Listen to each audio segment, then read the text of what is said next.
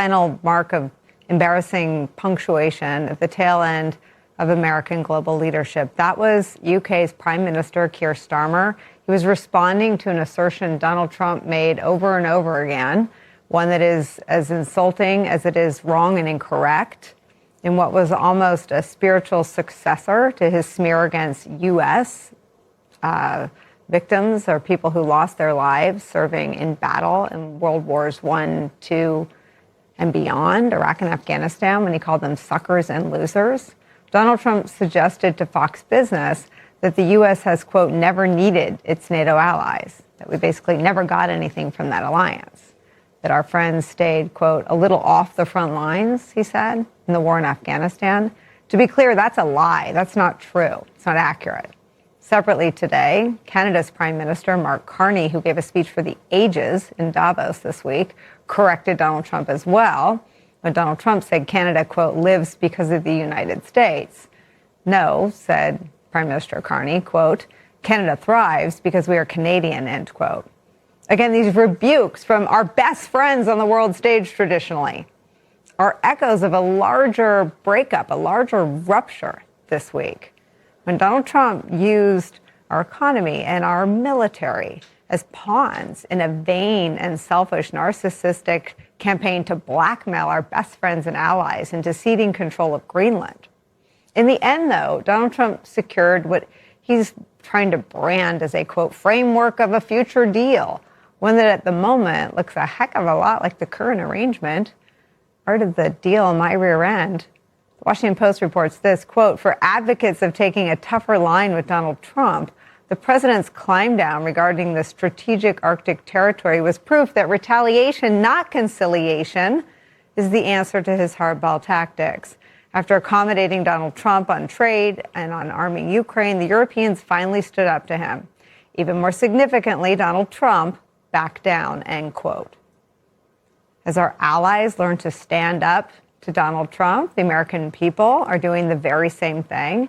As we've been covering for the last hour, Donald Trump's targeting of a major American city, the great city of Minneapolis, is sparking thousands of ordinary Americans to take to the street in frigid temperatures to protest Donald Trump's ICE crackdown on asylum seekers and immigrants and protesters and citizens alike. All of that contributes to what New York Times columnist David Brooks describes in today's New York Times like this, quote, we are in the middle of at least 4 unravelings. The unraveling of the post-war international order, the unraveling of domestic tranquility wherever immigration and customs enforcement agents bring their jackboots, the further unraveling of the democratic order with attacks on the Fed independence and, excuse the pun, trumped-up prosecutions of political opponents. Finally, the unraveling of President Trump's mind, end quote. All of that happening at once is shaping our future. As Robert Kagan writes in The Atlantic, quote, Americans are entering the most dangerous world they have known since World War II, one that will make the Cold War look like child's play and the post-Cold War world look like paradise. That is where we start the hour with our dear friend, former Principal Deputy Director of National Intelligence, Sue Gordon is here. It is so nice to see you, my friend. Great to be here, even though I still wait for that moment that we're talking about something other than this. And thanks for spending a little bit of time after you showed Prime Minister Starmer's remarks, because, you know, I cry periodically on your show. What I know and what our president should know is the sacrifice of those who have stood shoulder to shoulder with us without demanding credit, without it being their fight, without being browbeaten into it. And so of all the things we're going to talk about, I just think for the American people, that is the most ridiculous of statements. America is graced with a lot of wealth and resources, and we can use our power because not of our president, but because of America and what we represent. But we are where we are because we've had friends. And that for the people that know, whether you are our allies who stood shoulder to shoulder or my colleagues who have seen it, that's just beyond the pale. And America, if you listen to me on anything, listen to me on this. Without friends, we aren't who we are. I think that the history of 9/11 is such a it's a memory hole because it had to be, right? To survive the horror of what we saw on our own televisions. I was watching the Today Show as it was happening, or if you were a child, right? And so you just grew up knowing your parents' horror. You know, you felt differently every time someone got on an airplane for a really, really, really long time. I remember figuring out how to use those phones. They don't have them anymore, but I remember figuring out how to use the phones. So I would forgive people for cloudy memories. But what our allies did was before it had anything to do with Afghanistan, after we were attacked, they said, we will come with you. You know, I don't even know that it was public who had done it or what we were going to do in response or whether there would be a war in Afghanistan. That the NATO alliance wasn't about a war that grew to be very controversial and unpopular. The NATO alliance was about our country brutally attacked, heartbroken, grieving the loss of all these thousands of innocents, people on airplanes, planes turned into missiles, people jumping out of buildings. And they said, whatever it is that you need, we will come with you. What does it mean? And it wasn't just our big named allies. It was countries that have no wealth and no stake and still stood with us. So, you know, that's a tough one. But, you know, I don't want to get lost in any one moment of the Davos event or so many others, even though each one matters. What worries me is the pattern we're seeing and the precedent that it creates. Davos wasn't about embarrassment. It was about signal. Allies and markets looked to that event for seriousness and predictability. And what they saw was volatility. And trust is the operating system of democracies and markets and alliances. And when leaders treat it casually, and casually is a terrible word there because treated as though it has no meaning. The system still runs, Nicole, but it starts throwing errors, and those errors compound long before it actually breaks. So you can see what he says. You can see the ridiculousness of Greenland. We're not attacking Greenland, taking it by force, buying it, and then backing it off as though you have some deal that's exactly what our alliances would have provided us. That's not it. What is it is we can't be trusted, and you can't surge trust in a crisis. Right? When something big happens that requires, we can't say, oh, okay, now you can trust us. So it's the compounding of these things, the infrastructure that is being broken little by little, whether it is the undermining of our institutions that we're seeing events in Minnesota, or it is the things we saw there on the stage.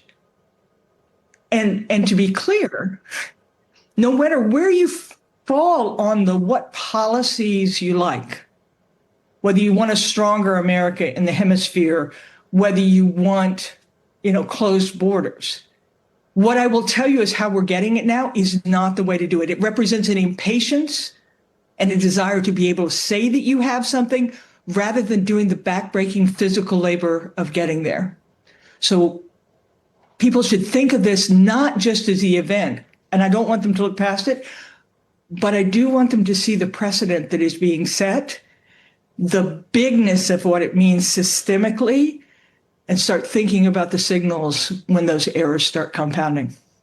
Well, let me ask you, I mean, I know enough to be dangerous here, but foreign leaders do so much work away from the cameras before they break with America in front of the cameras. So what does it mean that Carney and Prime Minister Carney and Prime Minister Starmer have rebuked Donald Trump all in a span of about 48 hours. It's breathtaking. And on the one hand, I think, and you and I have talked about this before, this administration is so far out over its skis, and it has invested so little in the infrastructure that actually makes diplomacy and economies work, that it's got a lot of statements and not a lot of heft. And I think what you saw for the longest time is people trying to say, man, we just don't want the chop. Just give it to them. So the idea that we have now gotten to the point that they are making a comment on the world stage about America when they know that the reason why you don't typically do that is because of the power it gives Russia and China and the choices that it gives the unaligned about who they're going to make to tether their fortunes to. So to get them to that brink that they would make that statement, or the Danes to say that the U.S. is a security risk, there is so much that happens before they would say that, because the consequence of saying that in a world order is so profound. And it isn't just the who do you trade with. It's about what you allow and what you tolerate and how far you can go. And so you're exactly right, Nicole, that is a profound moment that is far more than a rebuke. I don't want people to think that it's the same as President Trump saying something mean about Macron's glasses or anything else. Mm-hmm. This is real statesmen talking to their teams about how to craft a moment, knowing that by showing the separation, you may have made the world order a little worse, but still they decided that that risk was more worthwhile. It's big. It's so stunning. And I think we err, not you and me, but we in the media err to separate our the annihilation of the rule of law at the Donald Trump's Department of Justice from what's happening in terms of the degradation of our alliances, because companies do business here because if someone steals from them or if one of their employees is a victim of a crime, there is a system of laws here that is the envy of the world. They blew that up on purpose and on TV and are bragging about it. That seems to be now knitted up to our decline on the world stage. Yeah, and the consequence, again, I think it will be easy to say, well, people are still going to trade with us. And people are going to still have meetings with us. Yes, they will. They have to. We're big and we're strong and we're powerful, but we aren't as trusted. And even the decline in our institutions, your point about the rule of law is great. And I think about my friends that are in the private sector. Recently, President Trump made a series of statements and speeches that shocked people, not just in the United States, but all over the world. He spoke at the World Economic Forum in Davos, Switzerland, where world leaders, business executives, and politicians gather to discuss global issues. Normally, this is a place where presidents give careful speeches to reassure allies and partners that the United States will work cooperatively and responsibly. But Trump's comments were different. He said the United States should have complete control over Greenland, a territory that belongs to Denmark and has been a longtime ally through NATO. This immediately caught the attention of leaders in Europe and NATO allies who saw this as unusual and provocative. The idea that a sitting president would publicly talk about taking control of land that belongs to another country was unprecedented in modern U.S. history, and it raised questions about diplomacy, international law, and the limits of presidential power. Trump explained that he was thinking about Greenland not just for geography, but also for military, strategic, and economic reasons. He said that having control over Greenland would strengthen America's position in the Arctic, and suggested that past decisions had left the United States at a disadvantage. Some of his remarks hinted at military action, even though he later said he would not use force. These statements still cause concern because talking publicly about military actions in another country is a very serious matter, especially when you consider that Greenland is part of a NATO ally. At the same time Trump talked about Venezuela, he made statements that suggested the United States could take military action there and run the country indefinitely. While he did not provide details, this kind of language is very unusual for a president, and it alarmed many international diplomats and experts on foreign policy. People started asking whether the president was acting responsibly and considering the consequences of his words for U.S. foreign relations and global security. Critics argued that this rhetoric could destabilize trust among allies and make adversaries more confident that they could push back against the United States without fear of consequences. Trump also mentioned protests and the possibility of using the Insurrection Act inside the United States. This act allows the president to deploy military forces domestically under certain conditions and is considered a last resort. He did not provide specifics, but the fact that he publicly mentioned it made lawmakers and citizens worried. Some Democrats openly discussed the 25th Amendment, which is a constitutional rule that allows for removing a president who cannot perform the duties of office. Some Republicans also privately expressed concern and wondered if these statements were erratic. This created a major debate about the president's mental fitness and whether he could handle the responsibilities of his position. On top of that, Trump criticized the mainstream media, claiming it could not be trusted. He promoted alternative news sources like Pump Politics, which he said provides real stories and context without corporate spin. This reflects a pattern in his communication strategy. He often encourages his supporters to rely on sources that support his views rather than traditional media outlets. While supporters see this as a correction to biased reporting, critics say it undermines public trust in journalism and makes it harder for people to separate facts from opinion. This media strategy helped him strengthen his base, while increasing polarization among the public. Lawmakers and experts also debated structural safeguards in case a president acts in ways that threaten stability. The 25th Amendment became a focus of conversation. Proposed legislation like H.R. 1987 suggested creating an independent bipartisan commission to evaluate the president's ability to govern.